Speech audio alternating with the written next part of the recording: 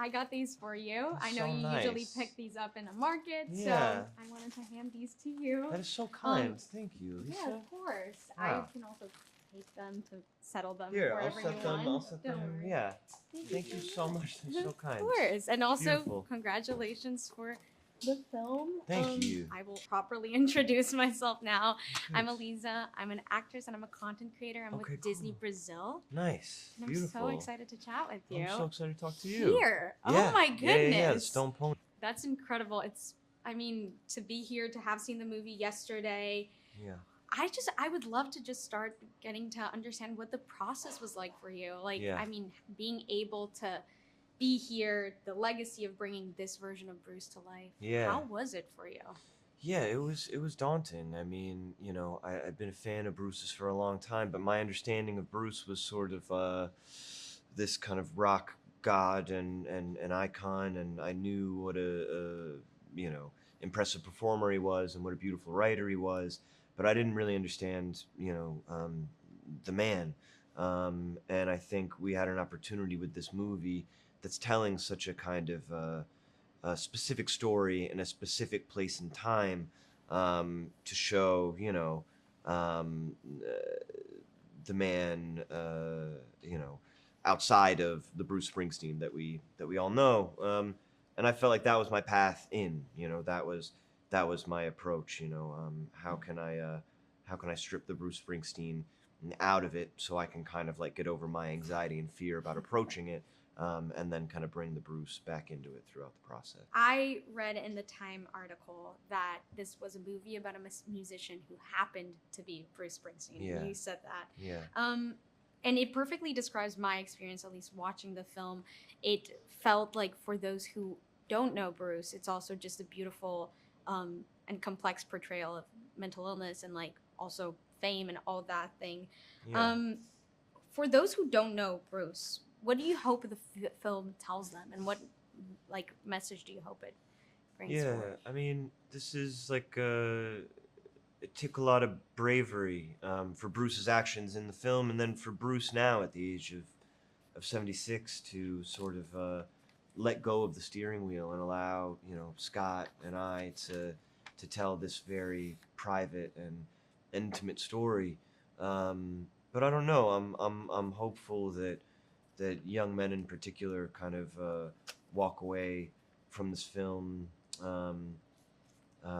feeling like this idea of battling with depression or loneliness or doubt, you know, you can be helped, you can reach out for connection. I think, you know, for me, a lot of this movie is also a father and son film. You know, throughout the process of making the movie, I called my father frequently because I think there's such a longing and a reaching for kind of communication between father and son, and at the core of the film. So I don't know. I hope that people walk away wanting to, I guess, call their loved ones. How was it like being able to speak to Bruce as well? I mean, I know you said that he was a big rock star for you, but being able to, did you guys have conversations, meet more than once? How was that to build the character? Yeah, we spent a lot of time together. Prior to filming, I met him for the first time in London at Wembley, right before he was going to perform for, you know, 90,000 people. And I got to ask him some questions, and he was immediately so like generous and honest with me. I asked him specifically about this period in which, you know, he was driving cross country with his friend Matt D'Elia. He's at the county fair, and he has this sort of panic attack. And I asked him, you know, what was that about? And he told me, you know, I felt like an outsider and an observer, you know, in my own life. I only truly felt present at these moments at that time in my life when I was performing on stage, and when I was off stage, I felt so so lost. And so yeah, I think, you know, his honesty from the beginning was so important. And after that, we spent a lot of time in New Jersey in Freehold, where he grew up. I got to spend time with him and his wife Patty, and ask her questions about him, which was very important. Yeah, he was wonderful. You know, prior to filming, during the filming process. He was around often as a guide and, you know, a guiding light to make sure that we were telling the story sort of. He seems through interviews and all that he maintained this level-headedness and this Yeah. authenticity, and he seems like a unique case for the stars in his caliber. Yeah. And you're the same age he was when Nebraska came out. That's right. How do you deal with the success and the level you have reached today?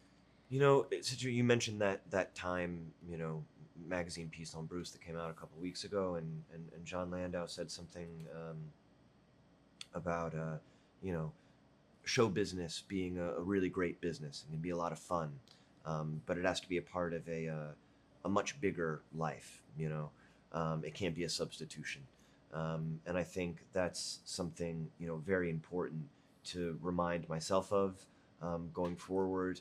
And I think it's something that Bruce was struggling with at this time in his life.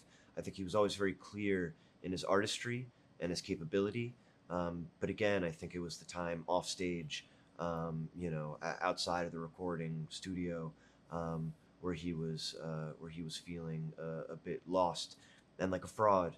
And I think, you know, he was on the cusp of something, and I think, you know, I've been working for a very long time, but I have some momentum building, and yeah, I think I don't know. There's a warning and a reminder to sort of like come back to yourself, and grounding and presence. That's very sort of important.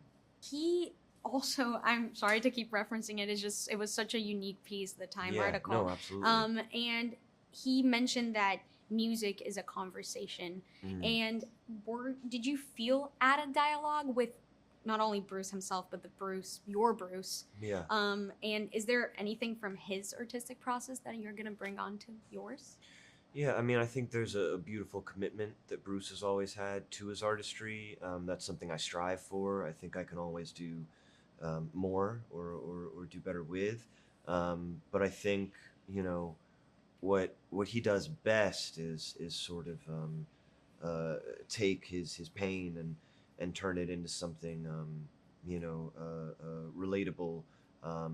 He takes introversion or loneliness and uses it as a way to reach out and build community, and I think art is at its strongest when it's sort of bringing people together. So yeah, there's, you know, a lot of sort of gifts in his approach to his music and in the music, you know, itself, a lot of lessons to be learned. Absolutely, yeah. That is so special. Thank you so Yeah. much, and Yeah, thank you for thank the you. film. It was Thank you for the flower. Of course. Yeah. Can I ask something of you? Yeah, what's up? Yesterday, I went on the boardwalk and I Uh-huh. found a vintage Springsteen record. Oh wow. May I ask for your signature on it? Oh my goodness, yeah, sure.